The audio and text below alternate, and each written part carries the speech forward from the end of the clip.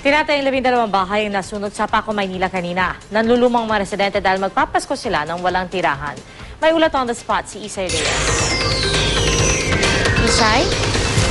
Pia, mag-alas 10 nga ng umaga nang masunog ang humigit kumulang 12 bahay sa barangay 741 sa Paco, Maynila. Sa video na ito, kitang-kita ang malakas na apoy na tila galit na tumupok sa mga bahay ng mga residente ng Mataas na Lupa Street sa Paco, Maynila. 10:33 nang maideklarang fire out ang sunog. Halos 100,000 ang halaga ng mga nasirang gamit.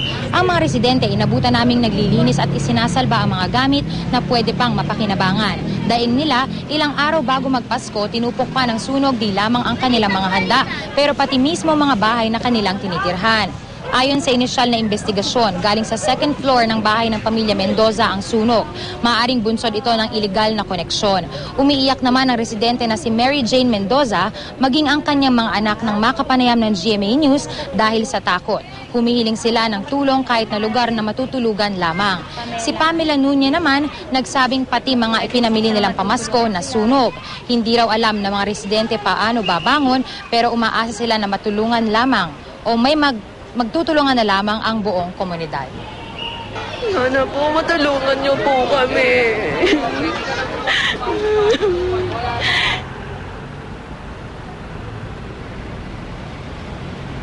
Mga anak ko, saan daw kami matutulog? Ay, wala kami damit lang nakapiraso. Nakapamit ka na ba sana para sa Pasko?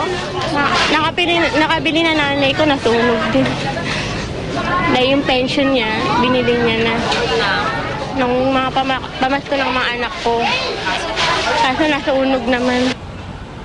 Pia, agara namang rumesponde ang mga taga-barangay 741. Ang barangay hall muna nila ang magsisilbing evacuation center para nga sa mga nasunugan. Ayon sa kanilang barangay captain na maaaring dito muna magsalo-salo ang mga nasunugang residente pagdating ng Pasko sa kanilang pagsalo-salo sa Noche Buena. Pia? Maraming salamat, Isay Reyes.